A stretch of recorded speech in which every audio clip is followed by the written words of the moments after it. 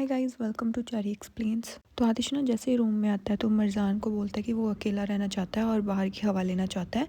तो मरजान उसे बोलता है कि मैं भी तुम्हारे साथ चलूँगी। तो वो बोलता है कि नहीं, बाहर बहुत ज़्यादा ठंड है, तुम अंदर ही रहो। इवन दो मैं आपको ये बताना चाहती हूँ कि आतिश ना मरजान को इग्नोर करने लगा है जस्ट बिकॉज उसको सच पता चल गया है कि इलुल की किडनी मरजान को दी गई थी। तो मरजान को वो ना इग्नोर कर रहा है। But I really don't understand कि इसमें मरजान की क्या गलती है।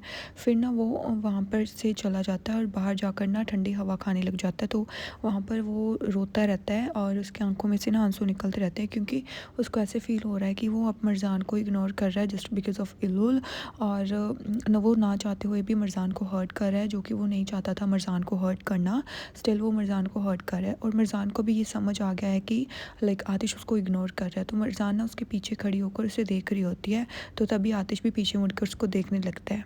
फिर ना मरजान चुपचाप वहाँ से चली जाती है और जाकर ना आतिश के सोफ़े पर सो जाती है और वहाँ पर बैठी रहती है। फिर ना वो उसकी पिक्चर उठाती है जिसमें वो दोनों कपल की फ़ोटो थी और वो उठाती है और उसकी तरफ देखने लगती है और बोलती है कि मुझे नहीं पता आतिश, मुझसे तुम क्या छुपा रहे हो, बट जो भी तुम छुपा रहे हो ना, अब मुझे अंदर ही अंदर वो बहुत सी तंग कर रही है। प्लीज़ मुझसे इतना मत कुछ भी छुपाओ। फिर हम देखते हैं कि आतिश ना अपनी बहन और खुद की छोटे होते हुए की फ़ोटो देख रहा होता है और उसकी आंखों में ना आंसू आ रहे होते हैं। फिर वो बोलता है कि मेरी बहन इलुल, तुम्हें वो लोग ऐसे कैसे हर्ट कर सकते हैं। उस टाइम तुम कितनी ज़्यादा हर्ट होगी और कितनी ज़्यादा तुम दर्द में होगी, मैं सोच भी नहीं सकता। I am so sorry for that. फिर वो जैसे ही अंदर आता है ना तो वो देखता है कि मरजान उसके सोफ़े पर सो रही है। तो वो धीरे से उसके पास आता है और उसके बाल वगैरह ठीक करने लगता है। उसको भी फ़ील हो रहा है कि वो गलत कर रहा है मरजान के साथ, बट वो फंस गया है। अगर वो मरजान की तरफ जाता है तो उसको इलुल की याद आने लगती है। तो इसीलिए फिर ना वो मरजान को ऐसे देखता रहता है। फिर वो मरजान वहाँ पर पड़ी होती है तो वो पिल्लो पकड़ कर बैठी होती है। तो वो पिल्लो ना साइड पर रख देता है और मरजान को ना अपनी बाहों में उठा लेता है और बेड की तरफ उसे लेकर जाता है। तो वहाँ पर ना वो बेड पर मरजान को लिटा देता है। फिर ना उसके बाद वो जैसे उसको लिटाता है तो फिर वो उसके ना सॉक्स वगैरह पहनी होती है तो मरजान की वो सॉक्स वगैरह भी उतार देता है। वही ऐसे तो आइडल हस्बैंड है ये। फिर ना उसकी तरफ वो देखने लगता है तो जैसे ही वहाँ से वो जाने लगते हैं ना तो मरजान ना ऐसे धीरे से बोलती है आतिश। तो आतिश उसकी तरफ देखता है और बोलता है कि क्या मैंने तुम्हें जगा दिया। तो ना मरजान कहती है कि नहीं नहीं, मैं सो नहीं रही थी। तो आतिश उसकी तरफ देख कर ना ऐसे स्माइल करने लगता है। तो वो बोलता है कि अच्छा, तुम सो नहीं रही थी तो मतलब तुम नींद में बोल रही हो। तो नींद नींद आ रही है तुम्हें, सो जाओ फिर। वो बोलती है कि नहीं नहीं, एक्चुअली ना मैं सपना देख रही थी और मेरे सपने में तुम आ रहे थे। वो बोलता कि ओह, तो इसका मतलब तो ब्यूटीफुल ड्रीम होगा ना तुम्हारा। वो बोलती कि हाँ, बहुत ज़्यादा ब्यूटीफुल था। मैं जितना बता नहीं सकती ना उतना ज़्यादा ब्यूटीफुल था। तुम्हें पता है, तुमने मेरा हाथ पकड़ रखा था एज अ चाइल्ड, हम दोनों बच्चे थे तब।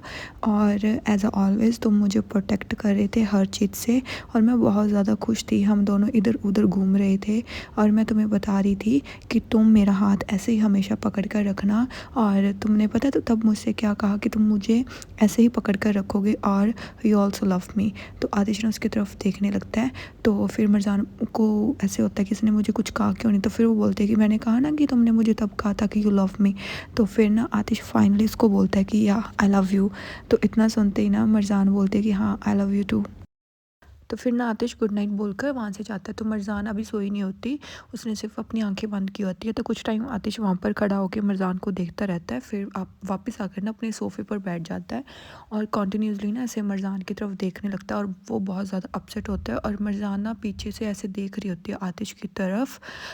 उसको पता चल रहा होता है कि कोई तो बात है जो आतिश उससे छुपा रहा है। और आतिश काफ़ी ज़्यादा टेंस होता है और मरजान वहाँ पर लेट कर ये सब देख रही होती है और वो भी यही सोच रही होती है कि कोई ना कोई बात ज़रूर है, क्योंकि आतिश उसको कुछ भी बताना नहीं चाहता और उसके साथ बात भी नहीं करना चाहता। फिर हम देखते हैं कि सुबह हो जाती है। मॉर्निंग में ना मरजान वॉशरूम जाकर आती है और आकर ना आतिश के पास बैठ जाती है। तो वो आतिश के ना ऐसे बालों को हाथ वगैरह लगाने लगती है और सोचती है कि आई डोंट नो तुम्हें क्या हो गया और तुम ऐसे क्यों बिहेव कर रहे हो, बट मैं नहीं चाहती कि हम दोनों के बीच और दूरियां आएँ। इसीलिए I just want to know कि तुम्हारे अंदर जो जितना भी पेन है वो क्या है।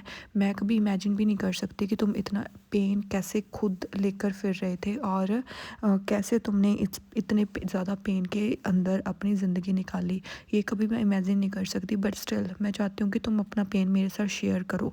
फिर उसके बाद ना आतिश ना ऐसे कुछ नाइटमेयर वगैरह देख रहा होता है और वो बोल रहा होता है कि नहीं नहीं मत करो प्लीज़, ऐसा मत करो, अपनी नींद में ही ऐसे बोल रहा होता है। तो मरजान ना उसको जगाने की कोशिश करती है, बट आतिश ना फिर भी नहीं जगता। तो वो बोलती है कि आतिश उठ जाओ, इट्स जस्ट अ नाइटमेयर, उठ जाओ। बट वो नहीं उठता। फिर उससे बुलाती है कि आतिश। तो वो ना अपने सपने में इलुल को देख रहा होता है और वो जैसे उसको सामने इलुल आती है ना तो वो चिल्लाकर उठ जाता है, इलुल ऐसे कहकर। और वो देखता है कि वो सपना देख रहा था। तो मरजान उसको कहती है कि इट्स जस्ट अ सपना, तो तुम टेंशन मत लो, ये ख़त्म हो गया है, अब कुछ भी तुम्हारे साथ गलत नहीं होगा, ठीक है, कुछ भी गलत नहीं है। तो वो ना जल्दी से आतिश को हक कर लेते हैं और आतिश भी ना मरजान को ऐसे हक कर लेता है। तो वो बहुत ज़्यादा ऐसे टेंस हो जाता है क्योंकि वो आई थिंक इलुल के बारे में ही सब कुछ देख रहा था। तो उसकी आंखों में से ना आंसू निकलने लग जाते हैं और उधर मरजान भी उसकी ये हालत देख कर ना काफ़ी अपसेट होती है और वो भी काइंड ऑफ रोने से लग जाती है। फिर ना उसके बाद वो कहती है कि तुम टेंशन मत लो, ये सपना ही था और ये सपना ओवर हो गया है, तुम ठीक हो ना। वो बोलता है कि हाँ हाँ आई नो इट्स ओवर, मैं ठीक हूँ। फिर ना मरजान जैसे ही पानी लेने जाती है ना तो आतिश उसकी तरफ देख रहा होता है कि मरजान वहाँ से चली गई है और वो पानी लेने गई है और स्टिल आतिश उसको इग्नोर कर रहा था। वो जैसे पानी लेकर आती है ना तो आतिश बिना उसको कुछ कहे वहाँ से उठकर चला जाता है। तो जैसे मरजान पीछे से देखती है ना कि पानी, मैं तो पानी लेकर आई थी, वो कहाँ पे गया, तो वो काफ़ी ज़्यादा ऐसे अपसेट हो जाती है और उसको भी पता चल जाता है कि आतिश उसको अब सच में इग्नोर कर रहा है। फिर ना सीन शिफ्ट होता है आतिश और कमाल पर। तो कमाल ना आतिश के साथ पार्क में घूम रहा होता है और दोनों काफ़ी ज़्यादा अपसेट होते हैं। तो ना आतिश कमाल को कहता है कि मेरे को यहाँ पर आके फाइनली कुछ अच्छा लग रहा है, बट मेरे को ये नहीं समझ आ रहा कि मेरी किस तरीके की किस्मत है। कमाल, मेरे को कुछ भी नहीं समझ आ रहा कि मैं क्या करूँ क्या ना करूँ और मैं क्या फ़ील कर रहा हूँ। मेरे को तो ये भी नहीं समझ आ रहा कि मुझे कैसे रिएक्ट करना चाहिए। तुम्हें पता है कि अब मैं मरजान के साथ क्या करूँ? हाँ, मैं कैसे मरजान को ये सच बताऊँ कि उसकी जो मेरी बहन की किडनी है वो उसको बचाने के लिए यूज़ की गई है।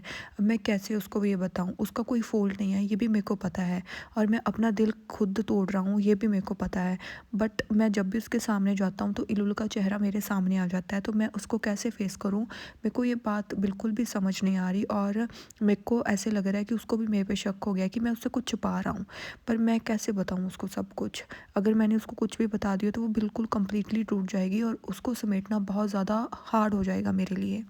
And it's really very difficult कि मैं उसको कैसे समझाऊँगा सारी बातें। मेरे को बहुत डर लग रहा है। कमाल, मेरे को कुछ भी समझ नहीं आ रहा कि मैं क्या करूँ या फिर क्या ना करूँ। तो कमाल उसे कहता है ना कि यही लाइफ़ है। कभी हमारी लाइफ बहुत ज़्यादा ब्यूटीफुल होती है और कभी हमें कुछ ऐसे सैक्रिफाइसेस ऐसे कुछ करना पड़ता है बिना लड़े, ताकि हमारी ज़िंदगी और ब्यूटीफुल हो जाए।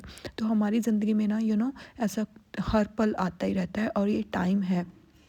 कभी कभी हमारी लाइफ के साथ इतने ज़्यादा कोइंसिडेंस हो जाते हैं कि हमें अपनी लाइफ बिल्कुल भी अच्छी नहीं लगती और वो फेस अब तुम्हारा चल रहा है।